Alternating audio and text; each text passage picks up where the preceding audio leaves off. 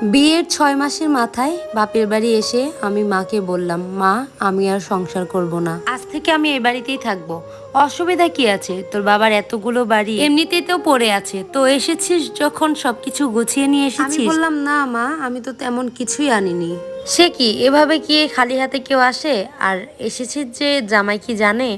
আমি বললাম, না মা তাকে জানাইনি, না বলেই এসেছি। তা জামাইকে জানাবি তো, শাশুড়ি মানুষটা খারাপ কিন্তু জামাই তো ভালো, তাকে না বলে আসাটা তোর উচিত হয়নি। তুই ফিরে যা, যে সবকিছু গুছিয়ে নিয়ে তারপর আসবি।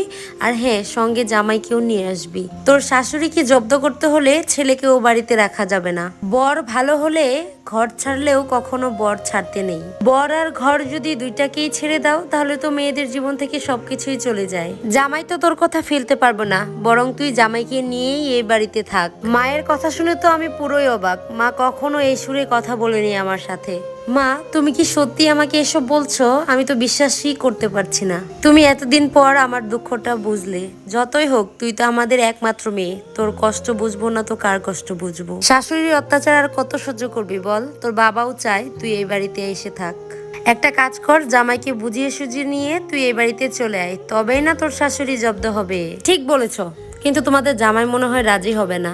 সব হবে, দেখবি বড় সবকিছু ভুলে তোর হয়ে গেছে। মায়ের কথা শুনে আমি সেই দিনই শ্বশুর বাড়িতে আবার চলে গেলাম। ভাবলাম মা যে বুদ্ধিটা দিয়েছে এটাই প্রয়োগ করতে হবে। জীবনে কি চেয়েছিলাম আর কি হয়ে গেল। মায়ের কথা শুনে এটাই ভাবতেছিলাম, আর বাড়িতে গিয়ে আমি আমার শাশুড়ির সাথে তুমুল ঝগড়া লাগিয়ে দিলাম।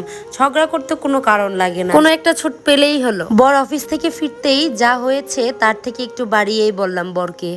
বলতে বলতে কেঁদেও ফেললাম। ও আমার কথাগুলো শুনে দেখি চুপ করে আছে। কথা বলে এক পর্যায়ে আমি তাকে বললাম, তোমার মায়ের সাথে ঝগড়া করে আমি এই বাড়িতে টিকতে পারবো না। তখন সে আমাকে বলে, তাহলে উপায় কি?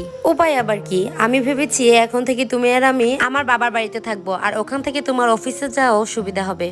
তখন সেও আমাকে বলল, ঠিকই বলেছ, প্রতিদিন এভাবে অফিস থেকে ফিরে অশান্তি দেখা যায় নাকি? এই বাড়িতে থাকলে আরো রোজ রোজ অশান্তি বাড়বে। তুমি ঠিক ডিসিশন নিয়েছো, আমি তোমার সাথে ওখানে গিয়েই থাকবো। অশান্তির থেকে শান্তি ভালো। বুঝলাম ছেলেও তার মাকে চিনে নিয়েছে। শাশুড়ির সাথে ঝগড়াঝাটি করে পরের দিন আমি আমার বাবার বাড়িতে চলে গেলাম। শাশুড়িকে দেখলাম বেশ খুশিতে আছে, নিজের ছেলে বাড়ি থেকে চলে যাচ্ছে, তার কোনো আক্ষেপই নেই। মনে মনে ভাবলাম, মা নাকি পাশানি।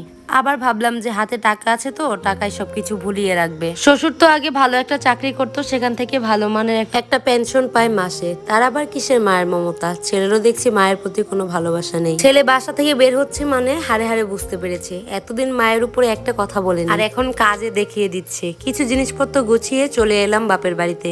একটা সপ্তাহ ভালোই কাটলো। বাবা বাজার থেকে মাছ মাংস অনেক কিছু নিয়ে আসতো। এদিকে মাও ভোরবেলা ঘুম থেকে উঠে জামাইয়ের জন্য রান্না করছে। জামাই যা যা পছন্দ করে, যেগুলো খেতে পছন্দ করে সেগুলো রান্না করেই খাওয়াচ্ছে। আমিও সকালে কোনো সময় 9টা, কোনো সময় 10টা এরকম সময় ঘুম থেকে উঠি। অনেক আরামের জীবন, এরকম সুখের জীবনই তো চেয়েছিলাম। এরকম করে আরো 15টা দিন কেটে গেল। এদিকে আমার বড় দিব্যি আছে, না বাজারে যেতে হচ্ছে, না দোকানে যেতে হচ্ছে, না ঘরের কোনো কাজ করতে হচ্ছে। অন্যদিকে মায়ের যেমন কাজ বেড়েছে, বাবার তেমন খাটুনি বেড়েছে। এদিকে ছুটির দিনগুলোতে আমার বর আমার থেকেও দেরিতে উঠছে, অথচ তাদের বাড়িতে দেখতাম যখন ছুটি হতো সেই দিনগুলোতে সে সকাল সকাল ঘুম থেকে উঠে বাড়ির সব কাজ করতো। ছুটির দিন মানে তার কত রকমের কাজ ছিল।